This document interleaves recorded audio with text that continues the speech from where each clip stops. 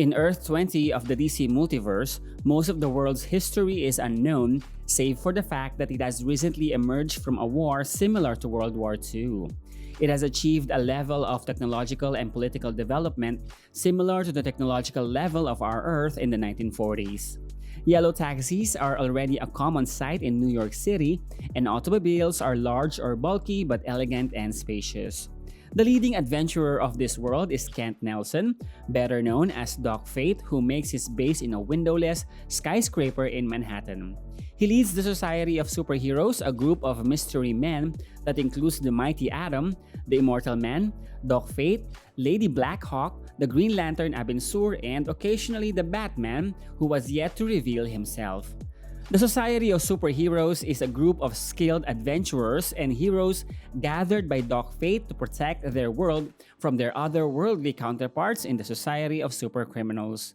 Welcome to DCNES, and today let's meet the prominent heroes of Earth 20.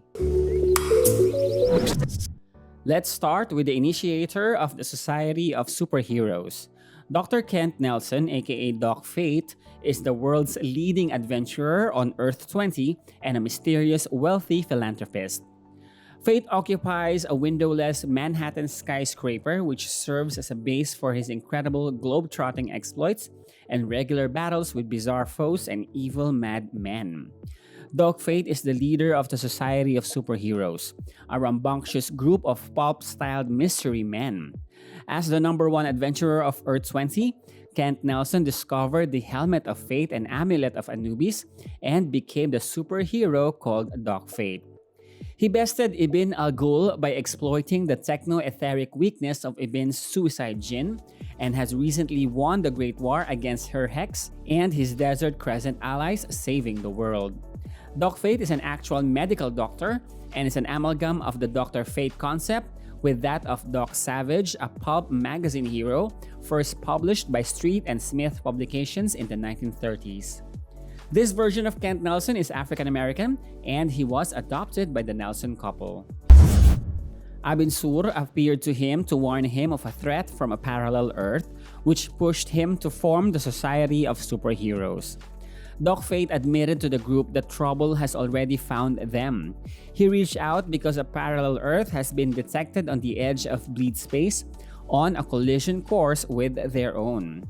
The barrier between the two worlds is weakening, and doom approaches in the form of peril from the parallel Earth, Earth 40. Thus, that spring, Earth 40 villains invaded Earth 20, and Doc Fate defended his Earth alongside his team. Like his enemy, Dr. Faust, Doc Fate's magic is apparently a combination of traditional sorcery and diesel punk technology.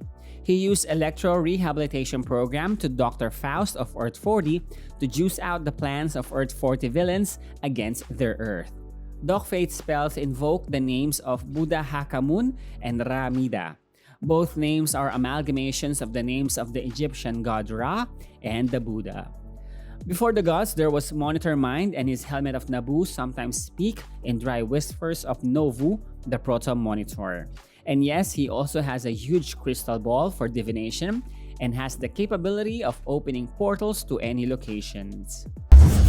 During the Big Bang Dark Crisis, Earth 20 was also invaded by the Anti-Monitor, and Doc Fate, Abin Sur, and Lady Blackhawk fought him while the world is being visited by Prime Earth Flash.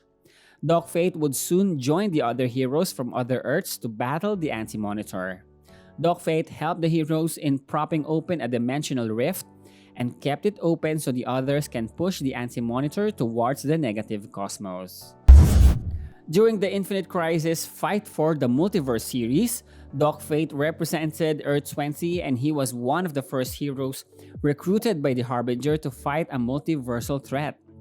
It seems that here he uses phase blaster guns and has outstanding acrobatic skills. He, together with Green Arrow of Earth 11 and Power Girl of Earth 31, were the first team who went to the planet Nil in the Overvoid to battle the army of Nightmare Metallos. His golden helm foresaw the Metallos in Nil. However, the Metallos can regenerate faster than they can fight, so the Metallos overpowered them, and Doc Fate was shot through his chest and tragically died.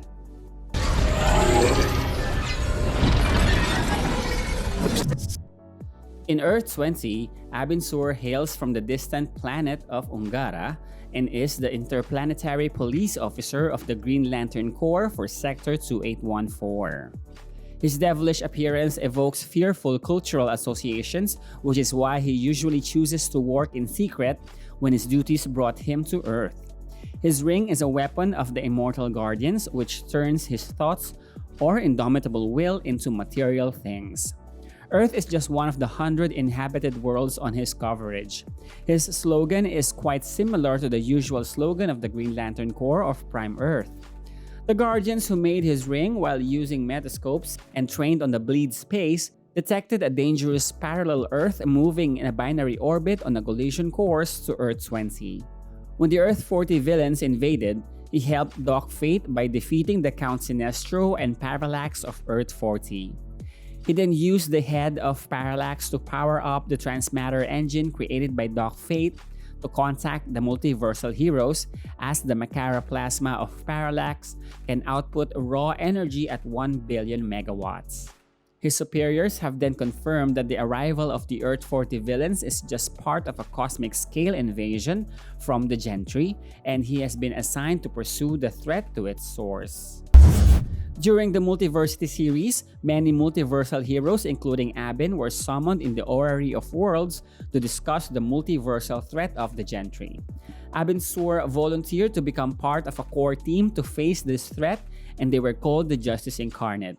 The Justice Incarnate include Mary Marvel from Earth 5, Captain Carrot from Earth 26, Batman from Earth 17, Machine Head from Earth 8, Aqua Woman from Earth 11, President Superman from Earth 23, Thunderer of Earth 7, Abin Sur of Earth 20, and Red Razor from Earth 36.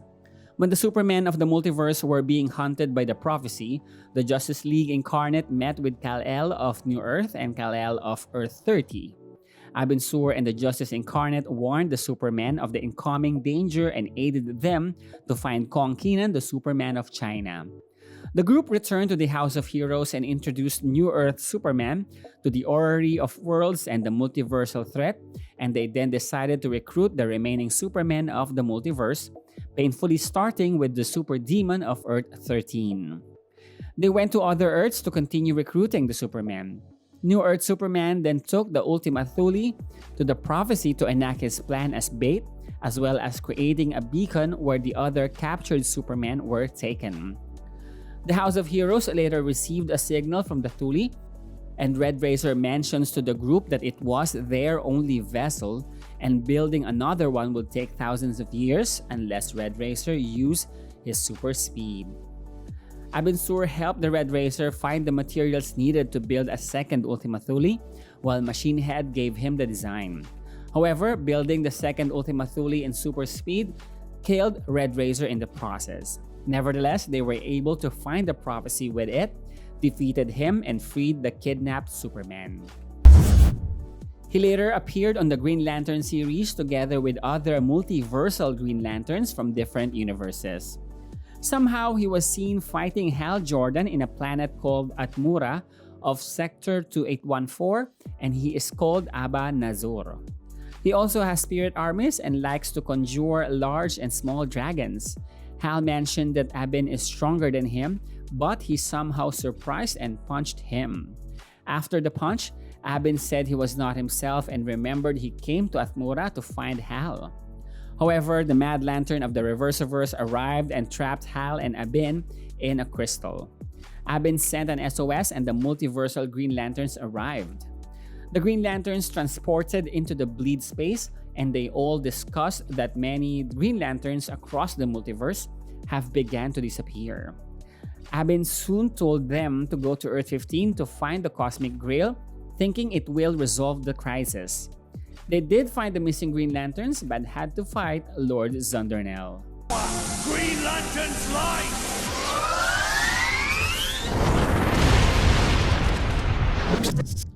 Lena, aka the Lady Blackhawk, is a member of the Blackhawks, a group of female aviation fighters.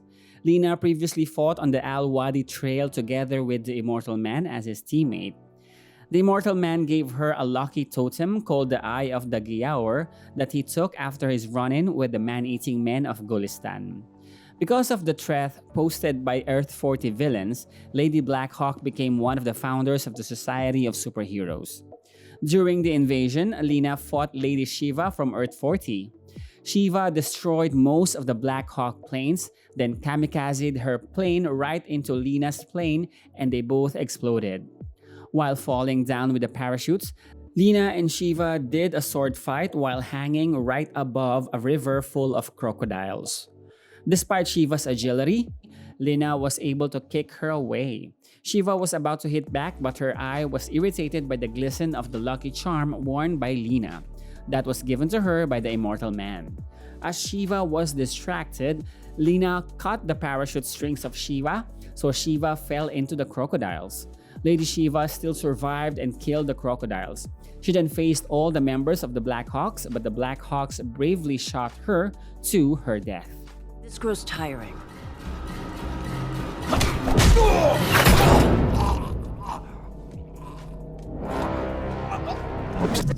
Al Pratt, the mighty Atom, is an 18-year-old prodigy and sole individual to complete the Iron Monroe Body Power course. When he joined the team, he attempted to read a cursed comic book, but Doc Fate stopped him as the comic book that illustrates the multiverse is the most dangerous item in his home. 5 years later, after the Earth 40 invasion, the line between who is winning and who is losing grows faint. Al Pratt tumbles through the door of Doc Fate's temple in South America, screaming of having seen the Green Lantern killed and feeling his face on fire after being spat at in the face by some kind of creature called a Makara. His mask burns away, and as Doc Fate tries to calm him down, he raves of how he should never have looked at the cursed comic book those years ago. Fate carried him to his laboratory while explaining that the humming sound Al is hearing is the Musica Universalis, the music of the spheres. It is the sound of his transmatter cube warming up. He promises not to let Al die as he lives up to his namesake of Doctor trying to heal his friend. Doc Fate's treatment of Al was interrupted by the sound of Earth 40 Blockbuster crashing through the door of the temple, demanding to be allowed to kill the Atom. Determinedly, Al rises and replaces his mask with a spare, insisting that he will hold the monster back, while Doc Fate continues to bring the transmatter cube to full power.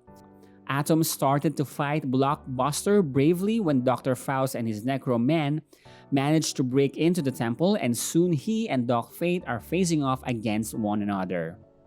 Faust hopes it will be a challenge of magic against magic, but Fate simply kicks him in the groin and pistol whips him into unconsciousness. Al, though struggling to fight Blockbuster, used a live electrical current to stun Blockbuster, enough for him to use the forbidden martial arts move called the Deadly Atom Punch, which killed the monster. This act was against his principles though. Al was shaken by the killing, but Fate threw him into the portal to another universe. Hurriedly, Doc Fate grabbed Al and pushed him through the portal before Parallax can consume him, explaining that the creature gives a face to his worst nightmares and that Al should punch that face when he sees it. Safe for the time being, though, he returns his attention to the transmatter cube, reminding that it is their duty to warn others. Through the cube, he has built a bridge to the worlds beyond, but he hasn't got the power to activate it before Parallax breaks through his magic barrier.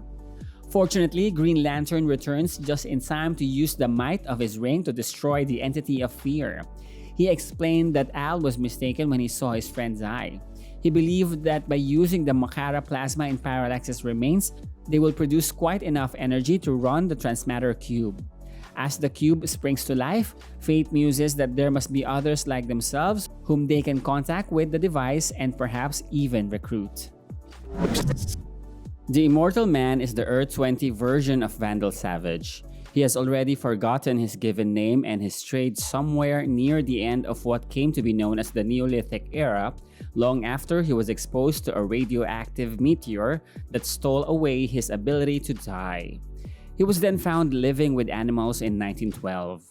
Professor Rival called him Anthro, which stuck for a while. It has been more than a century since he was last in New York City, In fact, it wasn't much of a city back then, but the ancient being known as the Immortal Man owns a significant amount of the real estate there. The Immortal Man has in fact returned from his long exile solely to answer a distress call from that tower, a clarion call to adventurers of special talent. After stepping inside the tower, he is happy to be greeted by Lady Blackhawk and her Blackhawk squadron, beside whom he had fought on the Al-Wadi Trail. As a gift, he offers her the Eye of Gayaur, spoils of war, but she refuses because it is too valuable. He insists that she at least sell it to the museum and use the revenue for an orphanage, knowing he can always come back for it when the museum crumbles with age. He is then introduced to Alprat the Atom. Immortal Man wonders why they've all been called, and Lady Blackhawk notes that all conflict has ceased worldwide thanks to Doc Fate. After meeting Doc Fate and the other heroes, Immortal Man comments that this group of misfits suggests that trouble is expected, and Doc Fate admits that trouble has already found them. He reached out because a parallel Earth has been detected on the edge of bleed space on a collision course with Earth 20. 5 years later, the battle between Earth 20 and Earth 40 grew bigger. Outside, Vandal Savage of Earth 40 muses that his opponent thinks he can open an escape hatch into the next universe. He intends to co-opt that escape hatch and use it as a doorway to the next world, which he will raise and the next. His rule will be one of brute strength, rape, and cruelty. Immortal Man and the Blackhawks battle the villainous army outside, while Doc Fate and Atom were inside Doc Fate's fortress managing the Transmatter Cube. Immortal Man, meanwhile, knows that Vandal Savage is his mirror image. Both he and Vandal were given eternal life by a meteorite. For Vandal, that rock became the first murder weapon and he holds it now, intent to use it to murder his counterpart. As he is hunted by a Vandal Savage, Immortal Man recalls that the first thing he had made with the chunk of the meteor was a weapon to defend himself against monsters. Now he does the same thing again, knowing he will face the fight of his life against his counterpart. Bloodthirsty, Vandal boldly crashes through the foliage of the jungle only to be impaled on Immortal Man's spear. Vandal retaliates by cracking his own chunk of the meteor over his enemy's head. Despite his wound, Vandal is pleased to remind that spilling immortal blood on this land summons the god Nixuotan, for whom Doc Fate's temple was named. And Nixuotan is the destroyer of worlds. Vandal will have won in dying. He will have turned the heroes of this world into killers. The 5-year war that culminated with this point, though, is only the beginning of something much bigger. In killing Vandal Savage, Immortal Man has awakened Nixuotan, and not even the Society of Superheroes will be able to stop it. All Immortal Man can do is hope that the heroes of other worlds will be prepared to face the same, and be luckier than he and his friends were. The next stage of my plans might be considered genocidal. So there goes the quick but exhilarating adventures of the Society of Superheroes in Earth 20. Did you want more stories about Earth 20? I think this Doc Fate here is my favorite version of Dr. Fate. Lady Shiva killing the crocodiles? Now that we definitely need more. Would you be interested to see a live-action movie of Lady Shiva? What reality in DC Multiverse would you like us to feature next? Let us know what you think and don't forget to like, share, and subscribe.